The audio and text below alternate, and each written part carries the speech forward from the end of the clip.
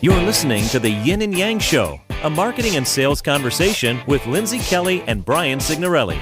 Strategic and tactical advice about inbound sales and marketing. Hi, welcome back to the Yin and Yang Show. Thanks for joining us this week. Fun-filled, action-packed week for some of us in the southern part of the United States. I'm Lindsay, Kelly with Prospect Builder, joined by my buddy Sig, who is safely way far up north and nowhere near Irma. This is the Hurricane Irma edition, coming to you a day early. And we're all thinking of Lindsay and all the folks down in Florida who are likely to be impacted by the storm, and wishing you all safety and wellness over the next few days.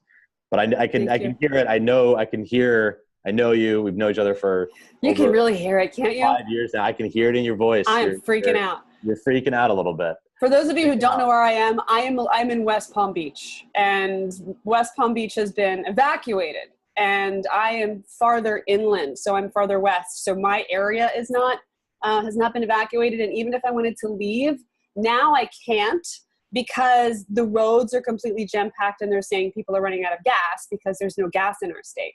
While I have gas, here at my house, it is definitely a very touchy situation. So we are coming to you a day early because the tropical force winds will begin tomorrow at our normally scheduled time. So I didn't want to miss a week of podcasting.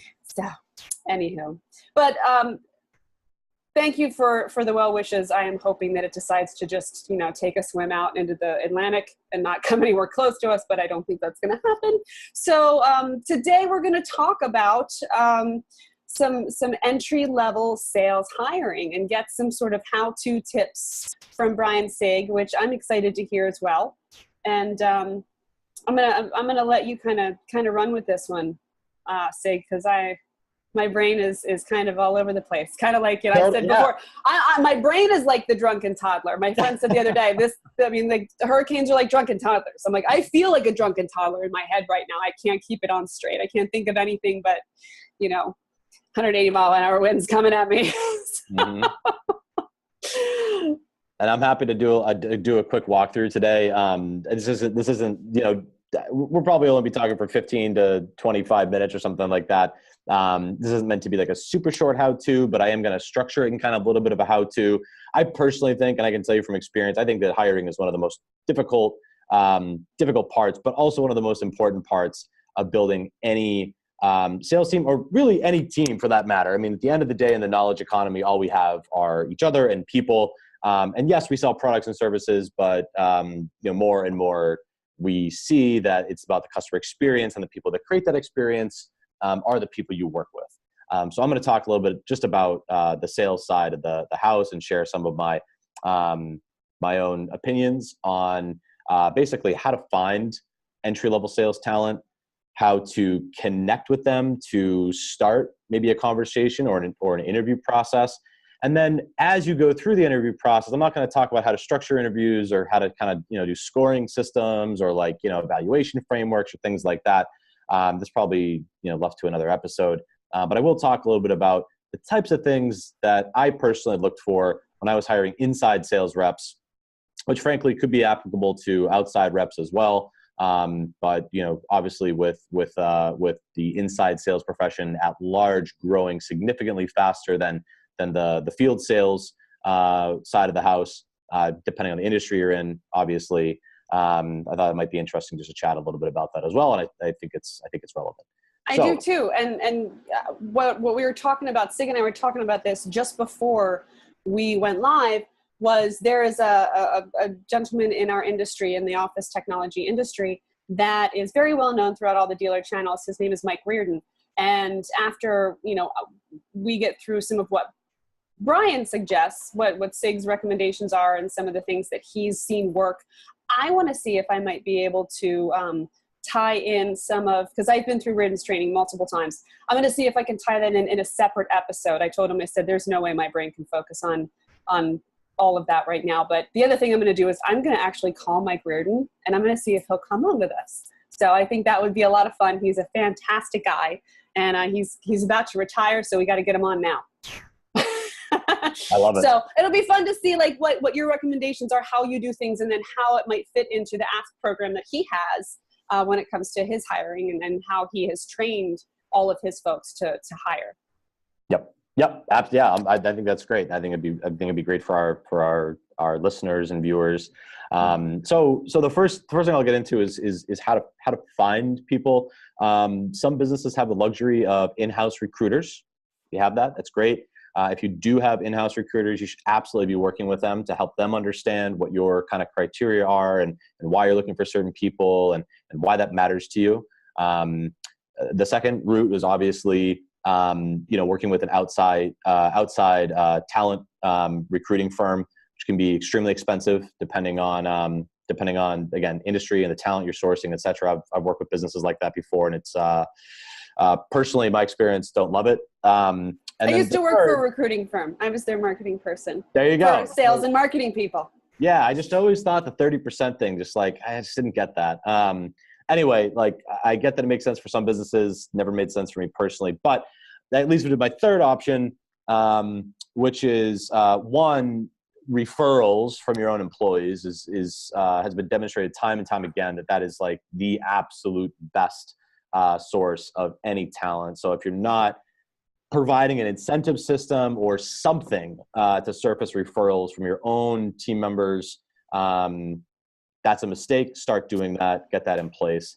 And then the last, so I guess this is like 3A or 3B or something, is oftentimes hiring people and sourcing talent falls on the hiring manager herself or himself.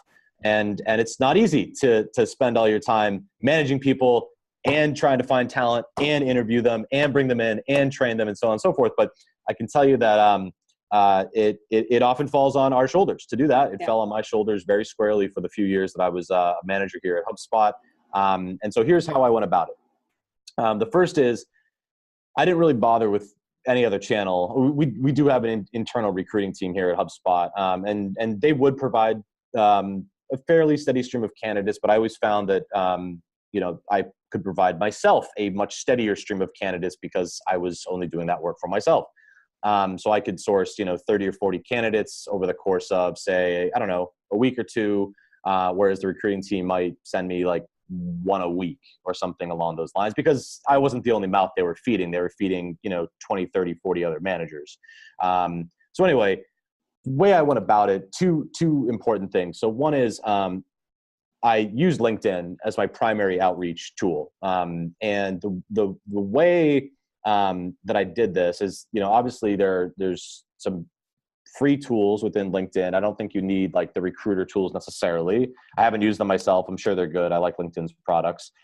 Use Navigator myself. But you can do this without buying any additional anything within LinkedIn, where you can basically just do a search for people and set a bunch of different criteria. So some of the simple criteria I would use would be like the zip code or a range of zip codes.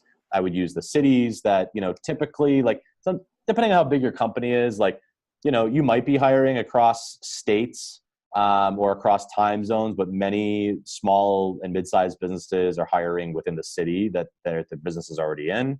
I found that, probably 80 or 90% of the people that I hired were from the greater Boston area, and HubSpot's a publicly traded company with, offices all over the world. So like, even in an environment like that, I still kind of, hired local for the most part. And so I'd focus in the Boston area.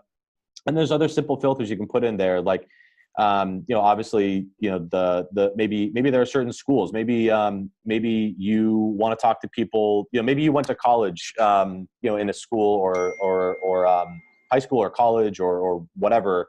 You went to school in the area and you want to talk to people, that's an easy point of commonality. And so that's an easy way to reach out to people. So if you, like, for example, myself, I went to Vanderbilt. If I were working in Nashville, I would, or really even in Boston, there are Vanderbilt alumni here. That's one of the criteria I look for, simply because it doesn't necessarily make them a better fit. It just was an easier way to start a conversation. And if they met a few other criteria I was looking for, in addition to having gone to the same school I went to, super easy way to actually start the conversation. And then depending on whether or not you're hiring somebody right out of school versus someone who has a couple of years work experience, 1, 2, or 3 years or something like that, obviously you can get down to level of targeting individual companies. So you say, well, I want to crush our competition. I'm going to try to hire away from XYZ, or not my competition, but kind of adjacent business. I've heard really good things about, their sales team or their customer support team or there's other team members there, for example. You can get down and filter across all those things. Then, I wouldn't keep it so narrow, that you're only going to get 10 or 15 results at a time, but, basically kind of like play with your filter criteria so that you get, I'd say like anywhere from like 100 to 150 results is enough to kind of like keep you busy. And then once you've kind of done that and you have that search down, you can save that search. And so you can refresh that again. And then the key is obviously once you've kind of figured out how to build that list initially, then the question is, of course, okay, well, how do I actually reach out? And I'll pause there for just a minute. Anything that you'd add to that, Lindsay? I know I kind of went through a lot there. No, that was good. Some of the things that we've done before is we look at certain groups on LinkedIn. We'll actually peruse through, and there are people who really stand out as subject matter experts in certain areas that we'll just, we'll have been following for a long time. We even reach out to those people. Like, for instance, in our industry, I think, you're living under a rock if you don't know Larry Levine. He's been on our show twice. He is Mr. LinkedIn. But if somebody says, hey, Larry, I'm looking for, he probably has an answer. So do you ever look for those types of people? And that's just totally me throwing something out. So if I know influencers in the industry, I'll always ask them, and you'll see this too on LinkedIn. I mean, people will actually be very overt and post publicly and say, hey, does anybody know reps in this area, who are interested in talking with me about opportunities XYZ? I've never tried that myself. I don't think. Maybe I have. You can check me on that. But I'd imagine that works too. I mean, that's kind of, one of the purposes of LinkedIn is, professional networking. And here's a little known fact. And this is just from, I've heard this over and over and over again, that sometimes folks looking to hire salespeople, if they see you have experience selling copiers, you actually are more attractive to them, because if you can sell copiers, like, it's hard. It's a difficult sales position. But they usually have a leg up because, the amount of training that they get and the intensity of, the commodity sale that they have to push through and turn it into a solutions-based, higher level sale. It's, but then again, I work in the industry, and it could just be, the industry inflating their, no, you're absolutely right. I mean, one of the profiles that I found, it can be a little bit hit or miss, but it tends to be more hit than miss, is hiring people that sold insurance products, or were at like massive like financial services firms, like a Northwestern Mutual, for example, where like you are basically cold calling, building up your own book. Like, they don't help you at all. I mean, that might have changed in the last 10 years, but like, I remember interviewing with them when I was coming out of college, and I was like, you want me to do what? Like, no way. Then I ended up, go be a researcher for a few years, and all that stuff is very different. I agree. And there are a couple of people here at HubSpot who I know were in copier sales along the way. And there are a bunch of people who I've interviewed who have also had that experience. And just like any other group of people, like, there are going to be some awesome hits and some misses, but I tend to find that you're right, that anybody who's coming from like a kind of a commoditized sale background typically has a bit more grit. That's a good way to put it. Yeah, especially if they've been in the if they didn't quit after the first 6 months, it says a lot, I'd say. There's other things there, like, how much intellectual curiosity do they have? Like, how much self-awareness do they have? I'm not saying that anybody selling copiers doesn't have these things by any means. I'm just saying these are the types of things you want to get from anybody. Grit is one of the, maybe 5 or 6 kind of main factors that I would look for in hiring someone. But grit is something that I personally think you cannot teach. You might be able to coach it or get more of it out of somebody who already has a little bit of it. But yeah, I definitely think you get that from anybody in the copier sales world. Yeah. And are you taking a lot of this from the book of the Objective Management Group, from Dave Curlin's group? Not off the top of my head. I mean, I know some of the hiring methodology, that we use at HubSpot was tied or is tied to Dave Curlin's work. Yeah, I remember the last agency that I had, the sales guy that was there.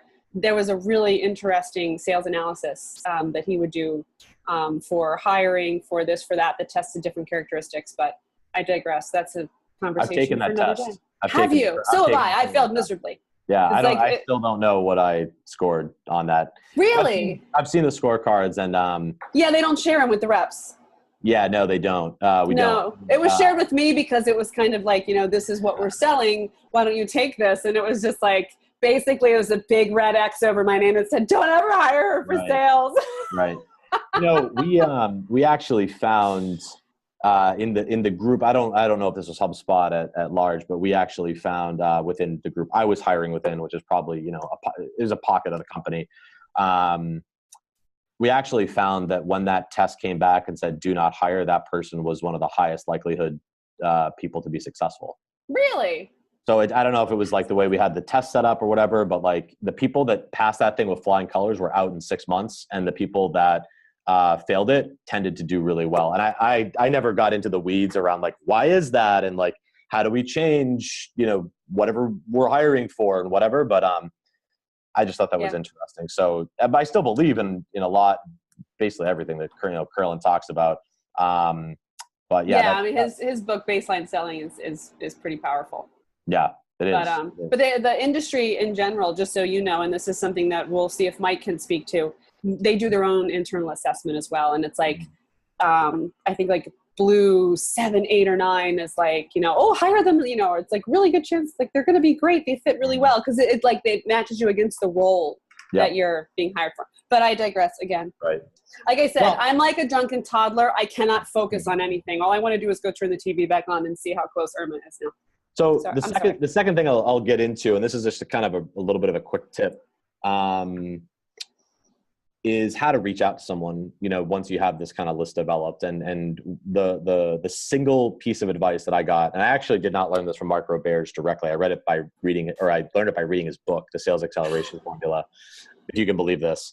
And when I found this out, I was like, why did no one tell me this when I actually started recruiting people? This is ridiculous. But I was glad to have learned it. And so whenever I reached out to somebody, I used the same subject line every single time, and it had at least, I'd say minimum 35 to 40% response rate. I would always use the name of the company that this person was working at and the college they went to. So it would be something like, for myself, if I were reaching out to myself, I would use subject line HubSpot / Vanderbilt. Really? It triggers like an immediate, like, this is about me. Right. Like response in the mind. I can't remember Roberge's logic for it. But I use that subject line every single time reaching out to someone on LinkedIn. And I'm telling you, 35, 40% of the time got a response. No problem. So it would be, well, what comes after it? So like prospect builder / Johns Hopkins, interested in nothing, like what? Nothing. That's it? No. I mean, that's just the subject line. I'm saying that's a subject. Right. But that's the whole subject line? That's the whole subject line. That's it. Nothing else. No, nothing else. Oh. Vanderbilt. HubSpot / Vanderbilt. That's it. All I'd say. Interesting. Company name, where the person went to college. Huh. Where do they work now? What college are they at? That's it. That was all I would write. All I write in the subject line, and it would prompt, because it always just prompts someone to say, what is this? Like I'll open it because I work at that company and I went to that school. So like that there's something about like the psychology behind that. I don't remember how Roberge wrote about it. That's brilliant. I would so open that. Super easy. And then I just would always open the email with something like, hey, Lindsay. And it's really straightforward. Just like, hey, Lindsay, came across your profile on LinkedIn. And I try to point out something that I thought was interesting. Like, I really like XYZ. Things are going well over here at HubSpot. Our marketing team is crushing lead flow. We're looking to hire, this many more people in the next so many months. Are you open to, a 10 or 15 minute chat? And I'll tell you, I think the other big reason that I got the 35 to 40% response rate is because I would say that I am the hiring manager, which was true. Oh, okay. Right. So I think it makes a big difference. I think, if you ask any recruiter, I think that, they would probably say there's no way I get a 35 or 40% response rate. If they tell you that, they're lying. But I don't think it's uncommon for a hiring manager to get a response rate of like 35, 40, 50%. And again, I think it's a psychological thing where like the candidate thinks it's more serious because this is the person that is going to be interviewing me and who I would potentially be working for. And I can tell you myself right now that like if a VP of sales, some other company reaches out to me directly as opposed to someone on her or his recruiting team, I would absolutely respond to that. I might respond to the recruiter. I always respond to recruiters just to say like, no, like I'm not interested, but thank you. Like stay in touch, whatever. I don't burn bridges like that. But I am much quicker. I lost him. Where did he go? Hopefully he comes back. But no, I completely agree. When I don't know how you guys feel, but when I get a recruiter that's calling me or reaching out to me electronically, I feel like it's always the same message. It's we're looking to hire, and there's really no personalization to it. So, I totally agree with that. I don't know where he went. That's hilarious. For those of you who aren't looking at us, oh, here he is. He came back. So yeah, for those of you who couldn't see us, all of a sudden Sig just disappeared. That's okay. I finished a little bit of. I was like, I basically did the whole like, I'm never thrilled when I hear from a recruiter. Like it's always the same like canned generic message. We're looking to hire somebody. So pick up where you left off. Anyway, that's my only advice. Basically, two things: like point out the fact in your outreach that you are the hiring manager. That actually matters. And the second is try out the subject line. Again, where did this person go to school and where do they work now? Just test it out. But you don't actually mention anything about the school. Like we find that these college graduates work well here. No, not unless. That's really interesting. The only thing I would say, is if I went to the same school they did, I would say, we went to the same school. We went to the same school, and if we were there together, great. If we weren't, whatever. Like I'd say something like I was like talking to Vandy alumni or whatever. If there are people who work at your company who went to that person's school and they are good candidates, sure, make a mention. Say, hey, we have a few people over here that went to wherever, right, and they love it. BU, exactly, and they love it, and we find that people do well here or whatever, and that's it. So yeah, keep it short, very short. 2-3 sentences, something like that. Just say like, like my favorite opener was basically like, hey, Lindsay, I'm the hiring manager for the HubSpot sales team. Things are going well here. We're going to be hiring, I wouldn't say we, I would say I'm going to be hiring, this many people in the next couple of months. Right. For my team. Exactly. For my team. Right. Again, say, would you be open to connecting for, 15 minutes? I'd like to learn a little bit more about you. And share a little bit about what we're doing at HubSpot if you're so inclined to learn more if you're interested. And are you doing this through InMail on LinkedIn or are you doing it right in the I want to connect with you? I'm doing it right in the I want to connect with you. So I'm sending them a connect invitation and personalizing that message at the same time, and I'm using that as my outreach strategy. And the other thing I'm doing too, because persistence matters, is I'm tracking all of it inside of HubSpot CRM. Because you have Navigator tied into HubSpot CRM. We did not at the time I was doing this. Oh, you were just tracking. I would literally what I would do is I would take the candidate's name and I would create them as a company inside of the CRM. Oh, so you kind of manipulated it to work for you. Yep, exactly. But now you can just connect it, correct? I don't know. I believe you could. Now that there's a connection now with HubSpot and the LinkedIn Navigator. I believe there is, but yeah, this is not what I was doing. Okay. So I literally just copied the person's name and created them as a new company. Right. And HubSpot CRM, like to use it in that way, that's free. That you don't have to pay because there's HubSpot free or the free CRM version, and then there's Sales Pro. So just to clarify for the audience, you could use, if you have HubSpot, you have the free CRM, you can manipulate the system in this way. Yep, exactly. And so what I was basically doing was I turned HubSpot CRM into an applicant tracking system for myself. That's awesome.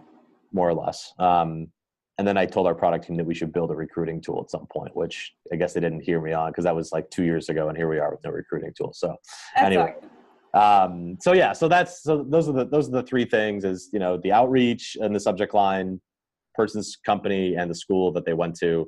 Point out the fact that you are in fact the hiring manager and that you are hiring. Make it very personal and direct. And then the third is just make sure you keep track of it, and ideally, like, you know, 3, 4, 5 rounds of attempts would be ideal, because people aren't always going to respond the first time around. And the second thing is, if those people never respond, it's totally fine, because guess what? Like, just because they weren't a good fit then doesn't mean, you know, you haven't built a list of people you want to go back to in 6 months or 3 months or a year. Like, in it, you can kind of keep that list growing, and it's going to feel like a lot of work up front. When you go back to it, it's like, okay, well, I've now marked my people with deal stages, and I've marked a next step as, you know, not a good time, unable to connect, like reach out in 6 months, whatever that is. And now I can easily go back and visualize who I want to go back to, and who I've already spoken with, and who I don't think is a good fit, for example, for whatever thing I'm doing at the time. No, that's great. So with a little Zoom glitch, apologies for that. I don't know what that was about. My internet didn't even disconnect. Which is no, weird. You just flat out disappeared. Flat out disappeared. I know. I was like, poof, Sig is gone. Yeah, I think I've run myself out of time, so I'm gonna stop. I'm gonna stop there for today, and I guess we'll cover some of the other. And I touched on them a very little bit, but I guess we'll have to cover some of the core attributes that I look for when I'm hiring for another day. I think that would be great. And we're also, in the meantime, I'm going to see if we can fold Mike Reardon into the conversation, have him come in and talk to us about that, because his hiring methodology and interviewing and right fit, it's probably the most impressive thing I'd ever been through in my career when I was hired at the copier dealership that I ended up working for. So on that note, guys, thank you so much for listening. Sig, that was awesome information, stuff we haven't covered before. So thank you for that. Yeah. Folks, you can find Brian Sig at Inbound Seller. You can find me at LV Kelly. Hopefully this is not the last time those of you watching the viewing audience can actually see the She Shed. Hopefully it remains intact and stands still. Hurricane resistant, up to 180-mile-an-hour winds. So fingers crossed that hopefully we'll see you here next time in the She Shed and wherever Sig ends up. And folks, until next time, keep the conversation going. Yeah, keep talking. You've been listening to the Yin and Yang Show, a marketing and sales conversation with Lindsay Kelly and Brian Signorelli. Join us online at yinandyang.fm.